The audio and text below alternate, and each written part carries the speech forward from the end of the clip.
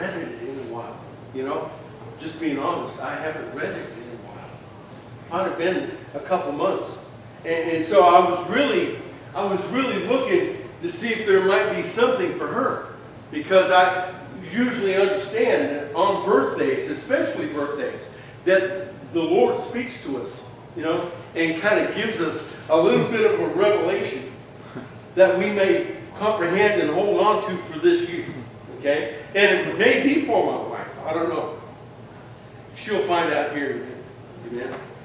But listen, this is an interesting thought. Okay? If you guys don't know, this is a book by Oswald Chambers. It is a great book. Okay? A great study. Okay? In devotion. And this has probably been around for close to 100 years. Okay? It's been around for a long time. Anyway, yesterday's devotion was on decreasing for his purpose. Now listen to this. John 3:30 says this. He must increase, I must decrease. If you become a necessity to someone else's life, you are out of God's will. Amen. If you become a necessity to someone else's life, you are out of God's will. As a servant, your primary responsibility is to be a friend of the bridegroom. When you see a person, now listen to this, this happens to us all the time. When you see a person who is close to grasping the claims of Jesus, and then you know that your influence has been used in the right way. Okay? When you start seeing people grasping for Jesus, that's when you know you've been doing the right thing. Why? Because it's not about you. It's about Him. Right? We're supposed to be giving everyone a chance to get to Him. So if we're becoming a necessity for someone else, we're not making sure that they're getting their necessity with Him. You see what I'm saying? You guys with me? It's only going to get better now. Hold on. And when you begin to see the person in the middle of a difficult and painful struggle, don't try to prevent it, but pray that his difficulty will grow even 10 times stronger. What? Did you hear that? When you're seeing someone in trouble, don't try to prevent it. Pray that it gets 10 times stronger. That's what he says. Now, this ain't me now. Listen.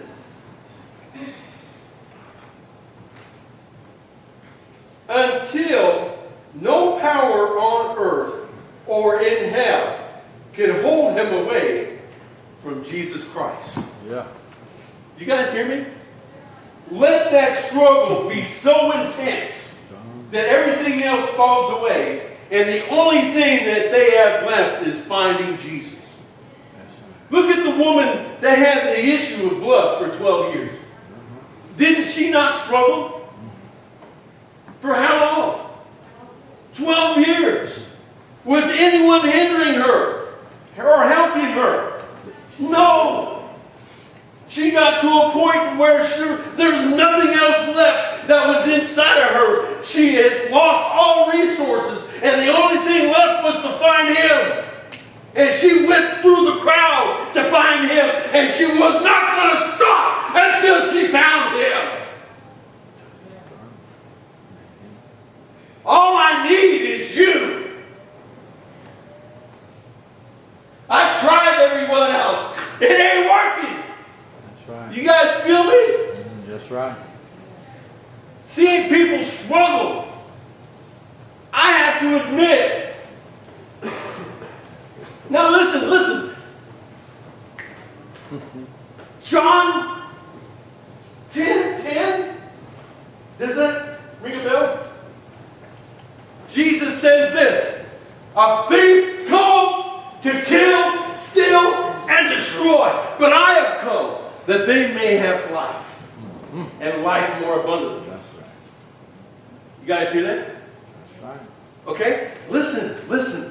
The thief comes to kill, steal, and destroy. But is he talking about me? No. He's talking about Jesus. He's talking about himself, right? I have come that they may have life. True. Listen.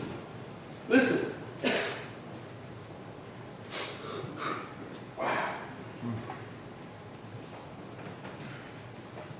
Over and over again, we try to be amateur, coming in and actually preventing God's will and saying this person should not have to experience difficulty.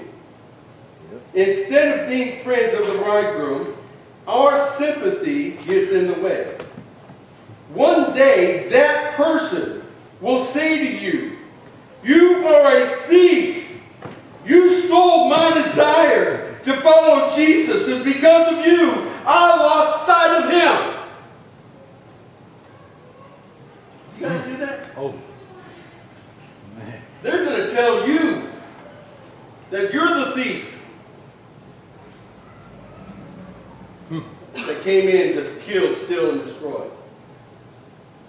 Because you're not giving them to Jesus. Not telling them what his plan is, what the truth is about. You've become the thief.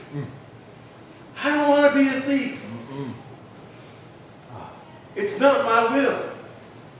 You guys understand? You guys seeing this? This is crazy.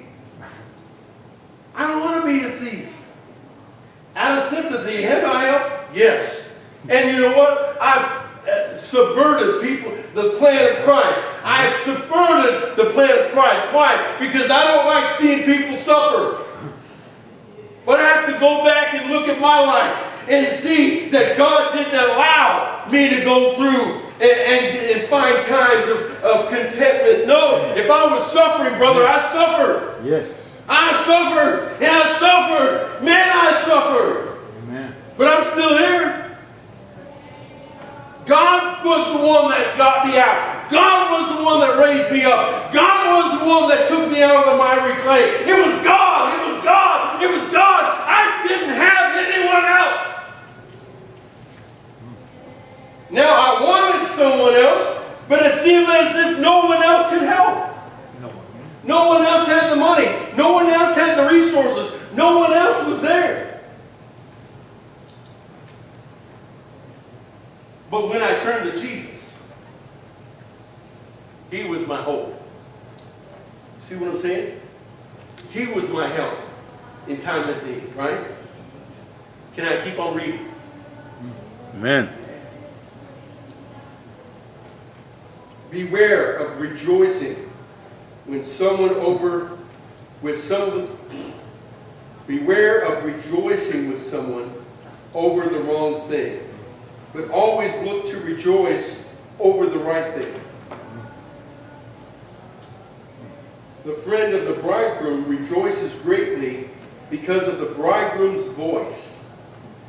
Therefore, the joy of mine is fulfilled. He must increase, I must decrease.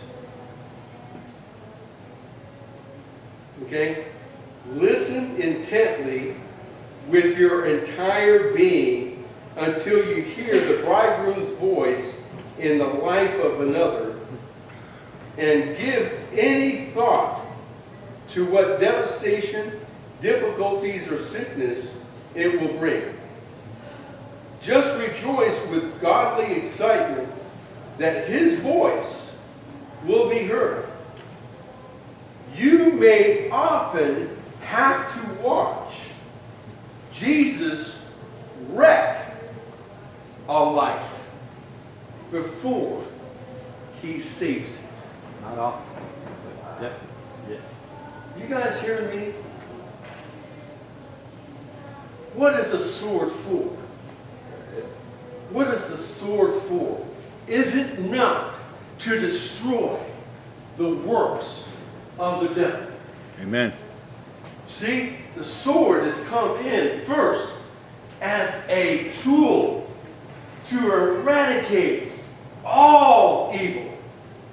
And at times, if I could just use myself, everything that I had that was not of God would be taken out and destroyed. Why? Because God does not want me anything but holy and righteous. Right? Am I right? Right. Everything has to be of God. If there's anything not of God, that thing will be removed. That's why we have to be careful. Am I right? Jesus said, I have not come to bring peace upon the earth, but I have come to bring a sword. What is that sword? The Word of God, right? Turn to Hebrews.